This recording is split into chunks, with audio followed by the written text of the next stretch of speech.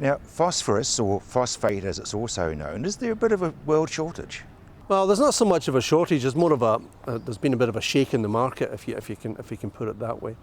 That it's, as I say, after the Second World War, if you look at the price of phosphorus on the world market, it was essentially the same. It varied somewhere between about $200 and $250 a ton, which actually meant effectively that with time it was getting cheaper.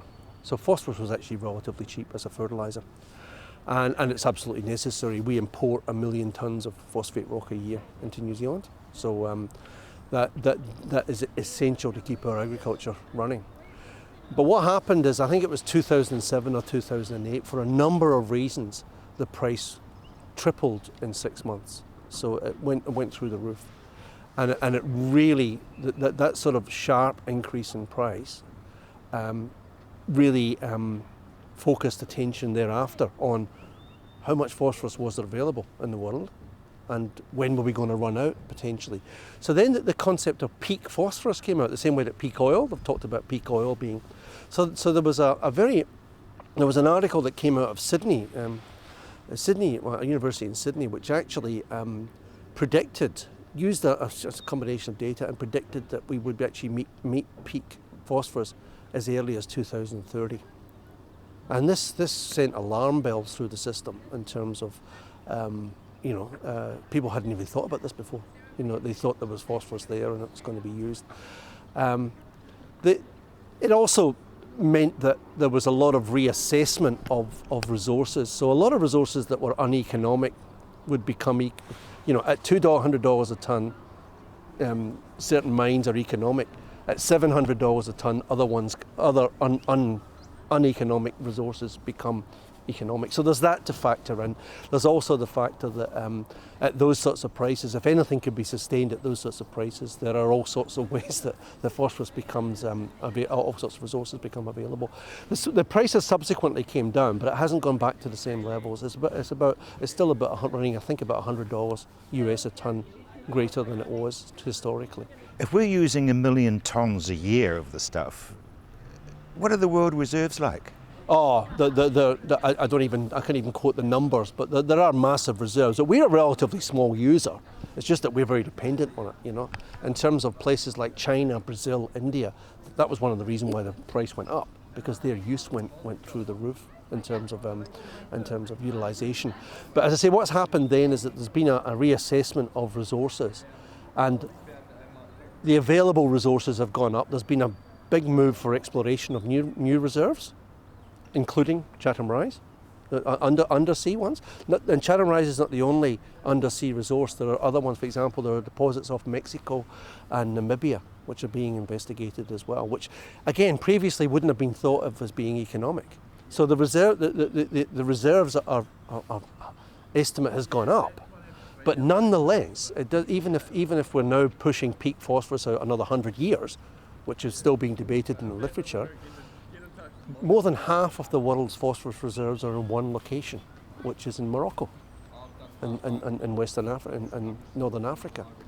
So any resource that you've got, if you think of any of the major resources, you can imagine if 50% of the world's oil was in one place, one tiny country, it's a relatively small country, then that gives you scenarios whereby you could have variations in supply, which could affect cost, price. So you could have vulnerability or volatility, and that would affect all the way down the track to everybody. So the idea is that the way my take on it is that that price spike has been the best thing that's happened in terms of phosphorus for a long, long time, because it's meant that we appreciate it now. We've got a better appreciation. And the really good thing about phosphorus is that the vast majority of it that's put on in fertiliser, and most of the fertiliser phosphorus has gone on this country in the last 50, 60 years, the vast majority of it is actually still in the soil. Yeah, I think it's about 90%, isn't it? Well, as high as 90% in some soils. Some of it will be less. And we also used to talk about the concept that phosphorus wasn't moved in drainage and leaching. We now know that that's not true. It just moves to a much lesser extent than nitrogen, and it can create as many problems or allied problems with nitrogen in terms of water quality.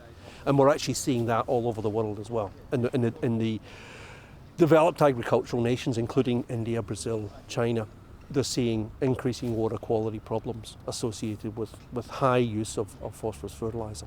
But now what about research on getting access to that 90%, or up to 90% that's locked in? Yep, that's the focus of my research, is, and a lot of other people as well, is to actually mobilise and try and increase the utilisation of that phosphorus that's actually already there in the soil, that's been accumulated from previous editions. And so there's a number of different ways of doing that. It's mainly around biological means of doing it, by looking at different plants, at looking at plants associated with microbes associated with plants, looking at microbial inoculants. And there's a lot of work. For example, I'm doing work in Chile, looking at volcanic soils, and they're looking at an idea of developing microbes that can be actually added with seed mainly, and to try and increase the availability. But there's a lot of other more simpler work if you can do, because plants and their associated microbes and the flora and the soil are really can be adapted to utilise better. There's also the issue of recycling as well, of trying to look at waste and trying to get away from the concept of waste. I mean, in my opinion, that's only my opinion, there are some wastes that are genuinely hazardous and should be treated as such. The vast majority of them, it's not a word. It should be a resource to be recycled. Like dairy shed effluent, it never ceases to amaze me that is just liquid fertiliser, you know. Yet the only time you hear about it in the media is when it's not disposed of properly. It shouldn't be disposed of, it's recycled. And that can save a lot of fertiliser. So there's a lot of things like that in terms of, and for example in Europe, they're moving a lot in terms of trying to recover phosphorus from waste streams.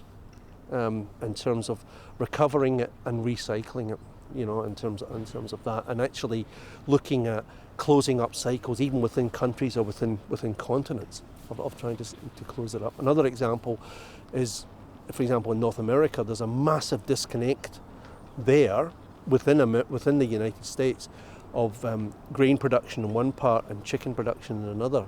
So they move the grain from one side to the other, because that's where the markets are, but then they've got this massive problem with the waste that's generated. So, you know, what do? We have to maybe get it back to where it's been. But that's not as easy as it sounds, you know, because that would involve moving the whole industry. But there are big challenges, and there are also challenges with a lot of, for example, in Europe, there's a lot of imported feed from South America. I mean, there's been this big boom in soybean, for example, production in South America. And a lot of that is going to Europe to feed animals, which creates there's a lot of nutrient, including phosphorus, which should actually ideally be going back, but I can't see them being that enthused about, you know, tankers of pig manure going back to South America, you know. But those are the sorts of issues that we have to address on a global scale. The other thing on a global scale is that, well, probably a lot of the world is actually more than ample in phosphorus.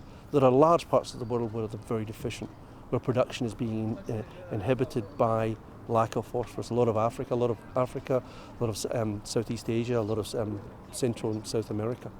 So there's that issue as well. And ironically, the things that we're trying to do in terms of improving utilisation in high phosphorus systems can actually have applications to low phosphorus systems. But at the end of the day, in those low phosphorus systems, there's no substitute for actually getting more phosphorus in there.